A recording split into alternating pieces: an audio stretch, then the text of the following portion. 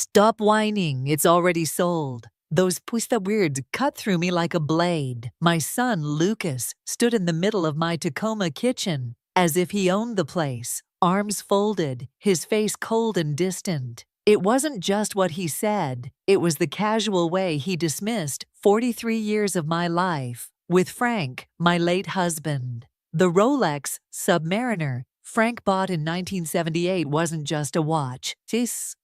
It was the sound of mornings together, the click of the crown, winding while coffee brewed, the weight of his love wrapped around my wrist every day since he died. 6 months had passed, yet that watch was the one ritual that made me feel he was still close. You sold your father's Rolex without even asking me? My voice trembled, though I tried to keep it steady. The mug in my hand rattled against the counter, Frank's old Navy mug I still used every morning. Lucas shrugged. I needed the money. Serena's been planning our trip for months. We leave tomorrow. Honestly, Mom, get over it. It's just a watch. Just a watch. My knees almost buckled hearing that. Frank had worked double shifts at the paper mill to buy that watch when Lucas was born. He wore it every single day until the hospital handed it to me in a plastic bag along with his wedding ring. That watch carried our entire marriage in its ticking heart.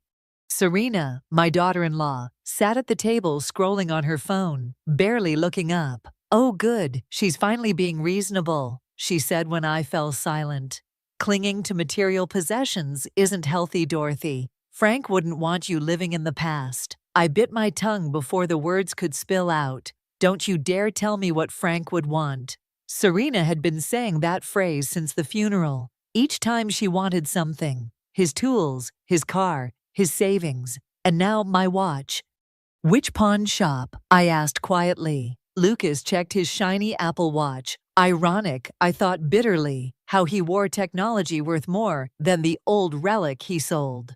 "Evergreen Pawn on Pacific Avenue. They gave me $800, not bad for something that old."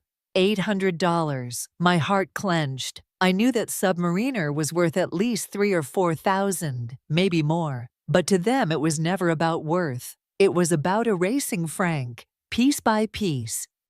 "I'm going to get it back," I said firmly. Lucas smirked. "Good luck. It's gone. We're flying out in the morning." As they left, Serena paused in the doorway with her fake sympathy face. "Dorothy, you really should consider therapy. This obsession with Frank's things isn't normal." The door slammed. I stood in the kitchen alone, the bitter taste of betrayal heavy on my tongue. But what Lucas and Serena didn't know was that I had been a school principal for 40 years. I knew the difference between surrender and strategy, and I was done surrendering. The next morning, I drove through Tacoma's gray drizzle toward Evergreen Pawn on Pacific Avenue. The city looked washed out, the storefronts dull under the weak winter light. I gripped the steering wheel tighter than I needed to, rehearsing what I'd say to the pawnbroker. "It's not just a watch, it's my husband. It's my life." The bell above the shop door jingled as I stepped inside.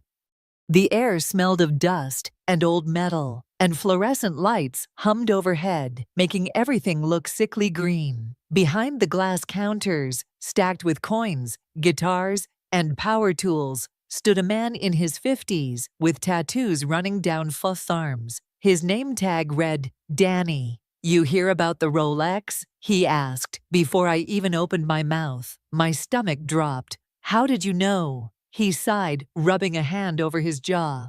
"Your son warned me you might come by. Said you're having a hard time letting go.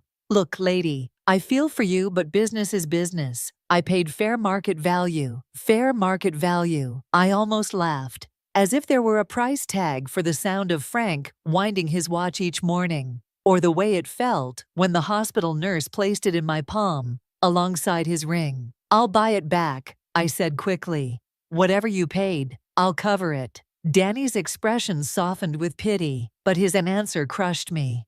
"It's already gone. A guy came in this morning, paid cash, no returns in this business." The floor seemed to tilt under me. Somewhere out there, a stranger was wearing Frank's watch, and I'd never see it again. Danny hesitated, then lowered his voice. "There's something else." He disappeared into the back room and returned with a small manila envelope. We found this when we were cleaning the watch up for sale. There was a hidden compartment in the back. Real professional job. Looked like a jeweler did it. My fingers shook as I opened the envelope. Inside was a folded, yellowed slip of paper. In Frank's careful handwriting were two things: Dorothy's birthday, July 15th, 1955, the day I knew I'd marry her. Beneath it, a string of numbers and letters: SS4457, CHRO815DS. I stared at the code, my throat tightening. Frank had never mentioned anything about hidden compartments or secret notes. In 43 years of marriage, how could there still be something I didn't know? "You recognize those numbers?" Danny asked. I shook my head, though they stirred something deep in my memory. Danny leaned closer. "The man who bought the watch, when I mentioned we found something inside, he got real interested, asked if we'd opened it." A chill ran down my spine. "Did he give you a name?" "Paid cash, no paperwork." Danny paused, but he wasn't just browsing. He was looking for that Rolex specifically. I left the shop with the envelope clutched in my purse, the drizzle turning into heavy rain. Frank had hidden something inside his watch for decades, and now a stranger knew it too.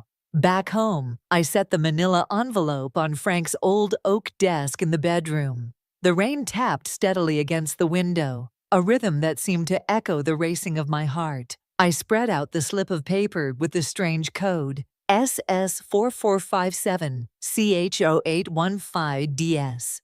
Frank had always been meticulous. As a school principal, I used to tease him about keeping every grocery receipt. But Frank, he took record-keeping to another level. Tax forms neatly bound, ledgers with tabs, folders marked by year and color. If there was a pattern in those letters and numbers, I was determined to find it. I started with the obvious: SS. Could that mean Social Security? I dug out Frank's documents. His number began with 457, not 4457. Close, but not exact. See, was it Chicago? But we'd lived our whole lives in Washington. Then my eyes landed on the next piece: 0815. My breath caught. August 15th. Our wedding anniversary. I whispered it out loud, my voice breaking. "Frank, what did you hide?" Hours passed. I tried combinations like passwords, birthdays, addresses, school IDs, but nothing clicked. The code nagged at me like a half-remembered song. Then I saw the last two letters: DS, my initials, Dorothy Sullivan.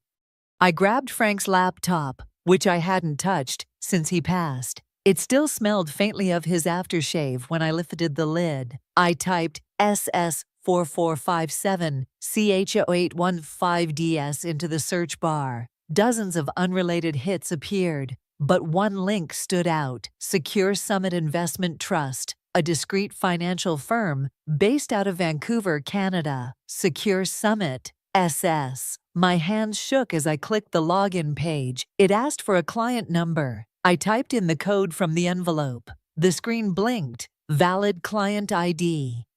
Please enter password. I froze. What would Frank have chosen? Our wedding date? My birthday? His Navy service number? I tried everything I could think of, but each attempt failed. The lockout counter ticked down. 2 attempts left. Then I remembered the line Frank had written above the code: Dorothy's birthday, July 15th, 1950. The day I knew I'd marry her. Not my real birthday. The day we met, when he always said his life truly began. I typed 071555. The screen flickered and unlocked. Account balance: $2,742,096.03. I clapped a hand over my mouth. Nearly $3 million, hidden for decades. My chest tightened with a swirl of emotions: rage that he'd never told me, grief that he hadn't trusted me with this, and awe that he'd managed to build such a fortune under my nose. Then another file appeared on the screen. For Dorothy, emergency access only. My fingers hovered over the mouse. The rain outside grew louder, almost pounding. Whatever Frank had hidden in this folder, It wasn't just numbers. It was a secret he never wanted anyone else to find, except me. I clicked the folder labeled, "For Dorothy, Emergency Access Only." A single video file appeared, time-stamped 3 months before Frank died. My throat tightened. With trembling fingers I pressed play. Frank's face filled the screen. He looked older, more tired than I remembered, with shadows under his eyes, and his hair thinner at the temples. But his voice, steady, calm, was the same one that had carried me through every storm. "Dorothy," he began, his eyes fixed on the camera, as if staring straight into me. "If you're watching this, it means I didn't have the chance to tell you myself, and that breaks my heart." I pressed a hand to my mouth. Tears blurred my vision, but I couldn't look away. "The money you found isn't mine, sweetheart. At least not originally. It was my father's. When he passed in 1981, he left me more than just the modest inheritance you knew about. There was another sum, hidden, protected, meant only for emergencies. He lived through the Depression, Dorothy. He wanted to make sure his family could survive anything. He made me promise to keep it secret, even from you, until the time was right." Frank rubbed his face, in the way he always did when he was working through a problem. "For years I added to it, small deposits at first, from overtime and property sales. Later, larger ones. I invested carefully, quietly. It grew, more than I ever expected." He leaned closer, his expression grave. "If Lucas knows about this, he will try to take it. I love our son, but I've seen the choices he's made. The gambling, the loans, the way Serena encourages him. I couldn't put you at risk by telling him. That's why I built this system, so you'd be the only one who could unlock it. So you'd be safe, safe." My chest ached at the word. All those years of clipping coupons, patching Frank's shirts, worrying about bills, and he'd been shielding me from something far darker, our own son's greed. Frank's voice softened. "I hoped you'd never need this. I hoped we'd grow old together, and one day laugh about how cautious I was. But if you're watching this, it means life didn't give us that gift. Dorothy, promise me you'll use this money to protect yourself. Don't let Lucas or Serena manipulate you. This is your shield, my final way of holding your hand." The video ended. The screen went black, but Frank's words echoed in the quiet room. I sat frozen, the weight of it crushing me. He had known our son would betray me, known Serena would push him further. And still, Frank had spent his last years building a fortress of protection around me. I closed the laptop slowly, tears sliding down my cheeks. My husband wasn't just leaving me memories. He had left me a weapon disguised as love. 2 days later, I was sorting through Frank's files when I heard the crunch of tires on my driveway. Through the curtains, I saw Lucas's car, Serena in the passenger seat, both of them dressed too casually for a visit. My stomach sank. They weren't here for me. They were here for whatever they suspected I had found. I took a steadying breath and opened the door before they could knock. "Well, this is a surprise," I said, forcing a polite smile. Lucas held up a grocery bag, as if to prove his intentions. "We thought we'd bring some things. Check on you." Serena pushed past him into the house, eyes scanning the living room like a hawk. "You've been busy, Dorothy, sorting through Frank's old papers, I hear." Her voice dripped with feigned sweetness. I led them into the kitchen, where my laptop was closed, but the envelope from the pawn shop still sat on the table. I quickly covered it with a stack of mail. "There's so much I never knew about your father," I said casually, watching their faces. "Bank records, receipts, the contracts. He kept everything." Lucas tried to look uninterested, but his knee bounced under the table. "Find anything unusual?" I sipped my tea, savoring the pause. "Well, there was some kind of account I didn't recognize. Nothing major, just a few thousand probably." The effect was immediate. Lucas leaned forward, eyes sharp. Serena stopped pretending to scroll her phone. "An account?" she asked, her tone suddenly crisp. "What kind of account?" "I'm not sure yet," I replied lightly. "I'll probably hire a professional to help sort it out. Maybe Frank's old accounting firm."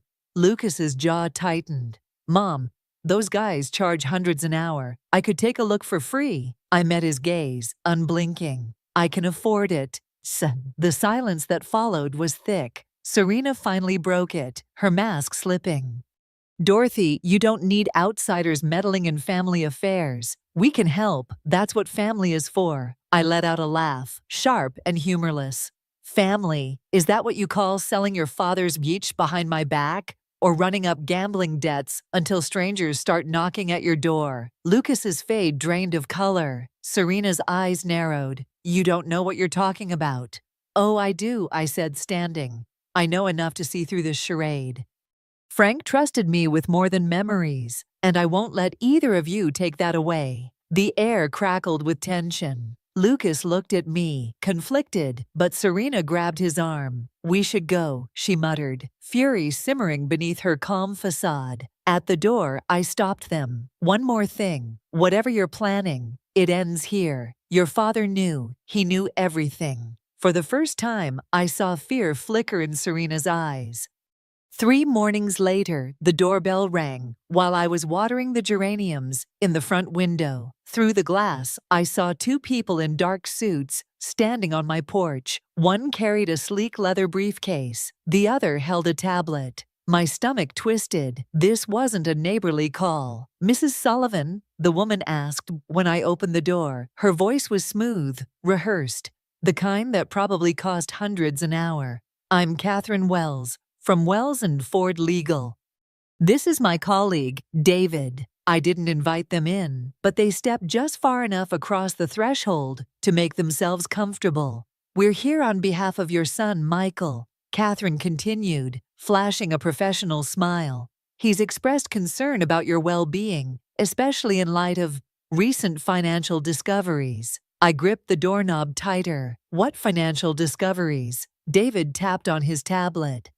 There are indications you may have accessed offshore accounts belonging to your late husband. These can be quite complex, overwhelming for someone in the midst of grief. Michael believes it would be safer if he temporarily managed these matters on your behalf. Temporarily, Catherine echoed, sliding a stack of papers from her briefcase. All you'd need to do is sign. It grants Michael power of attorney over your finances just until you're ready to manage things again. I scanned the document. Legal jargon twisted across the pages, but one phrase leapt out at me. Full authority over financial and property decisions. My pulse spiked. And if I don't sign? I asked. Catherine's smile faltered just slightly. Then Michael is prepared to petition the court regarding your competency. Accessing foreign investment accounts, conducting transactions without professional oversight. To an outsider, it could appear erratic, even concerning. The threat hung in the air like a guillotine, but what Catherine and David didn't know was that Frank had prepared me for this exact moment. I took a slow breath and steadied my voice. You can tell my son his plan won't work. My husband left me more than money. He left me protection. Their smiles stiffened. Catherine gathered the papers, her eyes hardening. Think carefully, Mrs. Sullivan. Court proceedings can be unpleasant. I'll keep that in mind, I said, and shut the door firmly in their faces. My hands shook as I locked it, but inside I felt something stronger rising, resolve. They thought they could corner me. They thought I was weak. But Frank had left me a shield, and I intended to use it. I picked up the phone and dialed the number I'd found in Frank's hidden files. The man on the other end answered on the second ring. Thomas Chen, private investigator. Mr. Chen, I said, my voice steady now. This is Dorothy Sullivan, Frank's widow. There was a pause, then a calm reply. Mrs. Sullivan, I've been expecting your call. Thomas Chen met me the next afternoon at his office in downtown Tacoma. His workspace was lined with steel filing cabinets, every drawer labeled, every folder crisp. A man who thrived on details, just like Frank. Your husband was thorough, Thomas said, sliding a thick folder across the desk. He suspected Michael was planning something against you. He hired me last year to document everything. Inside were photographs of Lucas meeting with loan sharks, copies of forged financial applications, and transcripts of conversations Frank had secretly recorded inside our own kitchen. My chest tightened as I scanned the words. Lucas's voice, cold and calculating, talking about putting me in a nursing home to gain control of Frank's estate. Thomas's eyes were steady. We can build a case strong enough to not only stop their petition for incompetency, but to trigger criminal charges, fraud, elder abuse, attempted coercion. For the first time in weeks, I felt my shoulders ease. What do we do next? Leave that to me, Thomas replied.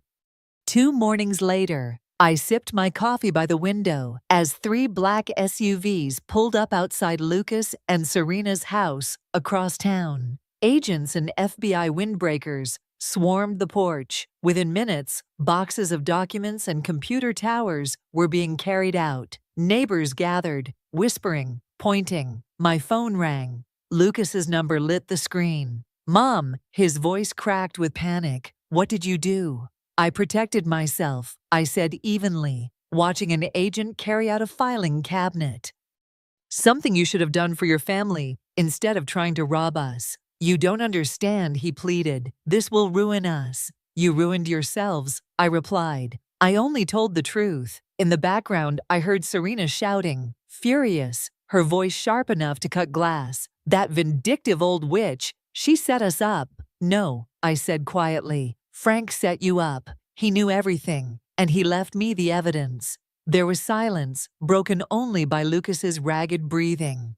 For a moment, I almost heard the boy he once was, the child Frank taught to ride a bike, the son I once believed would stand beside me in grief. But then the line went dead. That evening, my phone buzzed again. It was Danny, the pawn shop owner. "Mrs. Sullivan?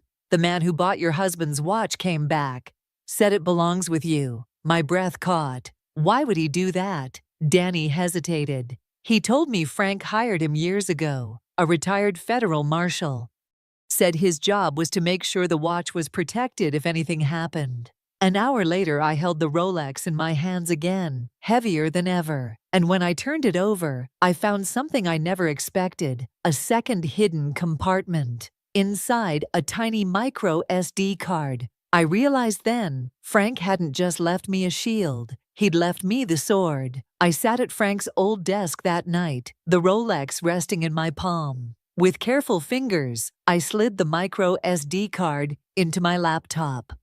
Instantly, a cascade of folders appeared. My breath caught. Audio recordings, video files, photographs, financial documents. Frank had been recording everything. One clip opened automatically. My own kitchen. The grainy footage showing Lucas and Serena whispering across the table. Lucas's voice was unmistakable. "If we can get her declared incompetent, the rest will be easy. The account will be ours." Serena nodded, her eyes gleaming. "Just keep pushing. She's fragile.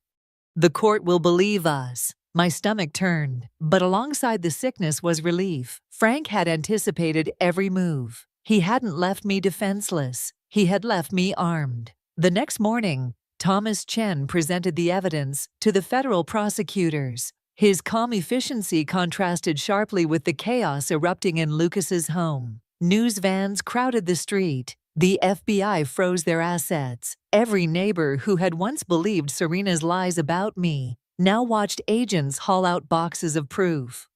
Lucas called me one last time. His voice was hollow, broken. "Mom, please, I didn't mean for it to go this far." I closed my eyes, remembering Frank's message. "This is your shield, my final way of holding your hand." "You had a choice, Lucas," I whispered, "and you chose greed over family." I hung up before he could respond. Weeks later, I stood in the bright atrium of the Tacoma Children's Hospital, watching a brass plaque being mounted on the wall. The Frank Sullivan Memorial Wing. Funded by the Sullivan Family Foundation. It felt right. Frank's hidden fortune would protect the most vulnerable, not be wasted on my son's gambling debts or Serena's luxury vacations. When I returned home, I found someone waiting on my porch, a young woman with familiar hazel eyes, Lucas's daughter Melissa. She twisted her hands nervously. "Grandma, she said softly. I know I should have called. I heard about Dad, about everything. I'm so sorry. I opened my arms, and she fell into them, sobbing. For the first time in months, I felt warmth instead of loss. You have nothing to apologize for, I told her. Your father made his choices, but you are not him. Over dinner, Melissa confessed how Serena had told her I was slipping into dementia, how she believed the lies and pulled away. I should have trusted you, she whispered. I reached across the table, taking her hand. You're here now. That's all that matters. That evening, after Melissa left, I sat on my porch watching the sun sink over Puget Sound. The Rolex gleamed on my wrist, steady and sure, ticking in time with my heart. For 43 years, I thought Frank was just careful, just frugal, just a man who counted pennies. In truth, he was a strategist, a protector, a husband who fought battles I never knew existed. He didn't leave me with fear. He left me with proof that love is not measured in grand gestures, but in the quiet ways someone guards your future. The greatest inheritance isn't money or possessions. It's protection. It's love that reaches past death to shield you from harm. As the evening breeze carried the scent of salt and pine, I whispered to the watch, "You're still here, Frank, and I'm finally safe."